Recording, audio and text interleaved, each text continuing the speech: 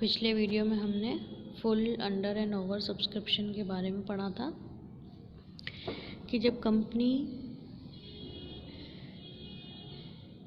Decide करती है अपने शेयर इशू करने के लिए, तो उस दशा में पब्लिक के द्वारा या तो फुल सब्सक्रिप्शन होगा या फिर उनके अंडर होगा या ओवर होगा। यानी पब्लिक को जितनी डिमांड की गई है, पब्लिक को जितना ऑफ़र किया गया है शेयर, या तो उसी संख्या में एप्लीकेशन रिसीव्ड हो जाए या फिर उससे कम एप्लीकेशन मनी रिसीव्ड हो, एप्लीकेशंस रिसीव्ड हो, या फिर उससे ज़्यादा एप्लीकेशंस रिसीव्ड हो। तो अगर उस संख्या के बराबर रिसीव्ड हुआ है तो फुल सब्सक्रिप्शन होगा। यदि उससे कम ऑफ़र किए गए शेयर से कम अगर एप्लीकेशन रिसीव्ड हुई है तो वो अंडर सब्सक्रिप्शन कहलाएगा, और यदि उससे ज़्यादा हुई है तो वह ओवर सब्सक्रिप्शन कहलाएगा। तो ये हम पिछले वीडियो में देख चुके हैं। और जर्नल एंट्री भी हमने देख ली थी कि फुल सब्सक्रिप्शन है तो सीधी सी बात है कि जो एडवांस मनी रिसीव्ड हुई है उसको हम आगे एडजस्ट कर देंगे। और फुल है तो जितना इक्वल है उतना ही रह जाएगा, तो उससे similar entry bank account debit to share application account, और अलॉटमेंट पर share application account debit to share capital account. ये हम पिछले वीडियो में देख चुके हैं।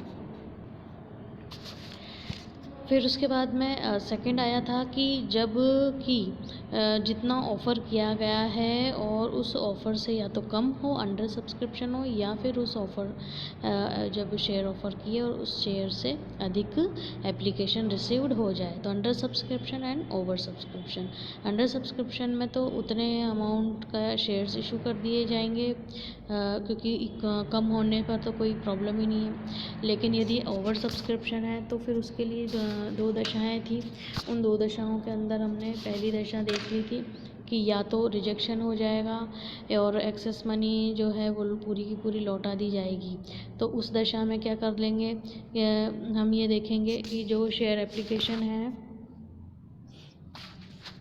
उसमें क्या एंट्री हो जाएगी, share application account debit to bank account and share application account debit to share allotment account. जो कि यदि पैसा अगर लौटाया जा रहा है तो share application account debit to bank account, जो अमाउंट एक्सेस रिसीव्ड हुआ उसको उतना का उतना लौटा दिया गया। लेकिन यदि दूसरी दशा देखें तो उसके अंदर क्या होगा कि यदि एक्सेस अमाउंट है और उसको एडजस्ट करना है तो share application account debit to share allotment account, जो एक्सेस एप्लीकेशन मनी रिसीव्ड हुई है उस मनी को एडजस्ट कर देंगे towards sums due on allotment पर। तो ये हम पिछले वीडियो में देख चुके थे, इसकी एंट्री हो जाएगी। और जो एक्सेस मनी अगर रिसीव्ड हुई है तो share application account debit to calls in advance account.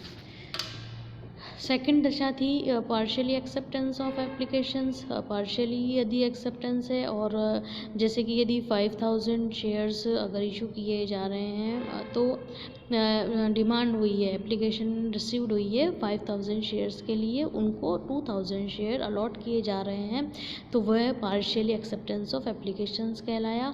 और उसको अलग अलग दशाओं में, जैसे कि इसमें प्रो रेटा अलॉटमेंट किया जा रहा है तो उसके लिए हो गया share application account debit to share allotment account. अब आया calls in advance and calls in arrear account, arrears, calls in advance and calls in arrears. तो कॉल्स इन एडवांस क्या हुआ, कॉल्स इन एडवांस वो है कि कभी कभी कोई अंशधारी भविष्य में की जाने वाली मांगों का भुगतान पहले ही कर देता है। इस प्रकार प्राप्त राशियों की भुगतान मांगदेय होने के पहले ही कर देने के कारण इन्हें क्या कहते हैं, अग्रिम प्राप्त मांगें कहा जाता है। और ऐसी स्थिति में इस प्रकार अग्रिम राशियों को अग्रिम प्राप्त मांग खाते में ट्रांसफ़र कर दिया जाता है।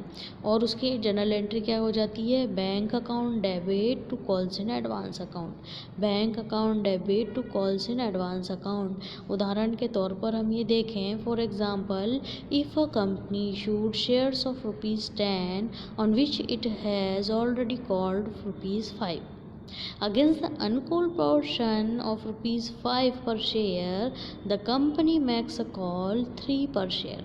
The entry for call money due will be made only for 3 per share.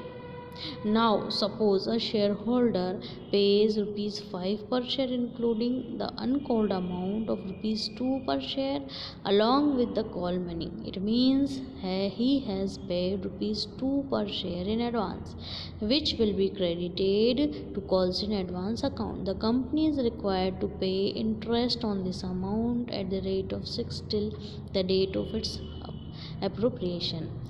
यदि कंपनी के एक शेयर की कीमत है 10 रुपये, उसने 5 रुपये तो मांग कर ली है और 5 रुपये की और मांग में से अभी उसने 3 रुपये की ही डिमांड की है, 3 रुपये ही मांगा गया है, लेकिन किसी अंशधारी ने उस 3 रुपये के साथ में न मांगी गई कॉल जो 2 रुपये की है उसको भी एडवांस में पेमेंट कर दिया है, तो वह कहलाया कॉल्स इन एडवांस, वह कहलाया कॉल्स इन एडवांस।